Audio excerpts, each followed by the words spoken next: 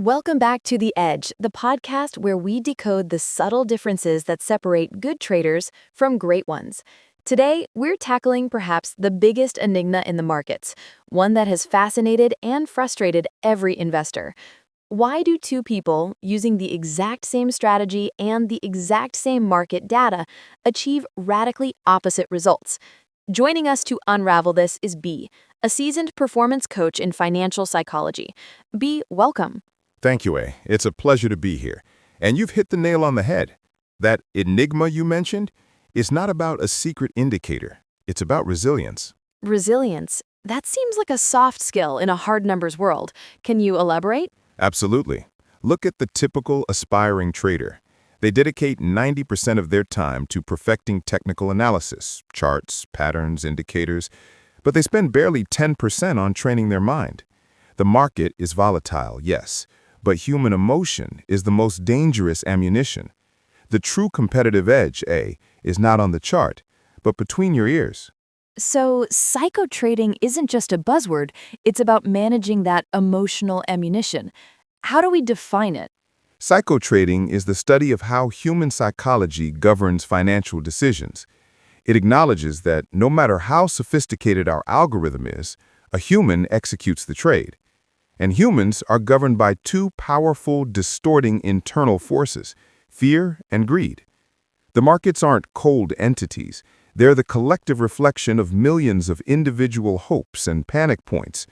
If you can't manage your own participation in that emotional chorus, you will lose. That's a powerful metaphor, the emotional chorus.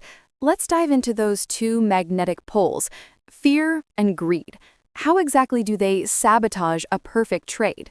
They distort judgment constantly. Take fear. It's an evolutionary survival function, but in trading, it becomes self-sabotage. Fear forces you to close a profitable position too early. You leave money on the table because you dread seeing the profit slip away. Or worse, fear prevents you from even entering a promising trade because you're paralyzed by the potential loss. And greed, that's the flip side, right? Greed is the hyper-optimism that ignores risk. Greed pushes you to over-leverage. It tempts you to move your stop-loss just a little further because you want that extra tick of profit. Historically, greed has led to the ruin of prominent figures on Wall Street because it causes you to double down on a losing position, trying to quickly recover what you lost. It's a vicious, self-destructive cycle. It all ties back to expectation, doesn't it? If someone enters the market expecting quick riches, a lottery win, they create enormous mental fragility. Exactly. That's the paradox of expectation. When reality hits, and reality includes inevitable drawdowns or stagnant periods, the non-resilient mind shatters. It attributes the failure to the strategy or the market itself, not to its own psychological management. Financial resilience begins with accepting the fundamental truth. Trading is probabilistic. No strategy has a 100% win rate. Losses are simply operational costs. So the goal isn't to avoid losses, but to handle them better than anyone else. Let's talk about building that muscle. How does a resilient trader handle a loss compared to an amateur? This is the most critical lesson. Transforming failure into feedback. The non-resilient trader sees a loss as a personal defeat, proof that they're not cut out for this. The resilient trader, however, reframes it as valuable data. When a trade closes at a stop loss, the question is never, why did the market do this to me? What is the question then? The only question is, did I execute my strategy correctly? If the answer is yes, then it was simply probability working itself out. You move on. If the answer is no, you learn and adjust your conduct. This depersonalizes the loss and eliminates the emotional component of defeat. I like that reframing. Do you have an actionable tip for our listeners when they take a loss? Something concrete? Absolutely. Use the 10-minute rule. When you feel that surge of frustration after a loss, allow yourself to feel it, but only for 10 minutes. Set a timer. During those 10 minutes, you jot down 3 positive things you did in the trade, perhaps clean execution or respecting your original stop loss, and 1 thing you could improve. After those 10 minutes, you return to the market with a clean mental slate. You process, you don't suppress. That connects directly to the growth mindset framework that Dr. Carol Dweck popularized. How does that translate into trading? In trading, the fixed mindset believes that trading skills are innate. If they lose, they think they weren't born with the talent. The growth mindset, the one we want, sees skills as developable through dedication. This mindset views a loss not as a failure, but as an opportunity to refine the process and the discipline. Think of resilient economies, like those the IMF studies. They're not the ones that never fail, but the ones with the institutional flexibility to learn from crises and rebuild faster. Your mind needs that same institutional flexibility. So let's get into the practical application. What are the two most powerful, actionable tools traders can use right now to build resilience? The first is the trading journal as a mirror of conduct. It's the most underestimated tool.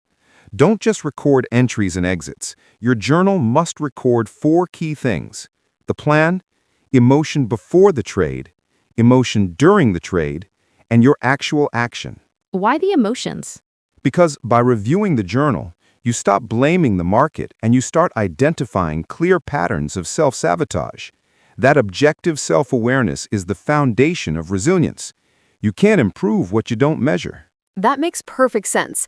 What's the second crucial tool traders can use right now to build resilience? Discipline risk management.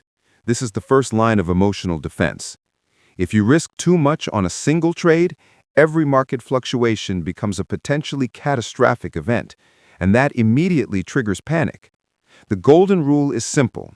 Never risk more than 1 to 2% of your total capital on a single trade. Just 1 to 2%? Why is that so powerful psychologically?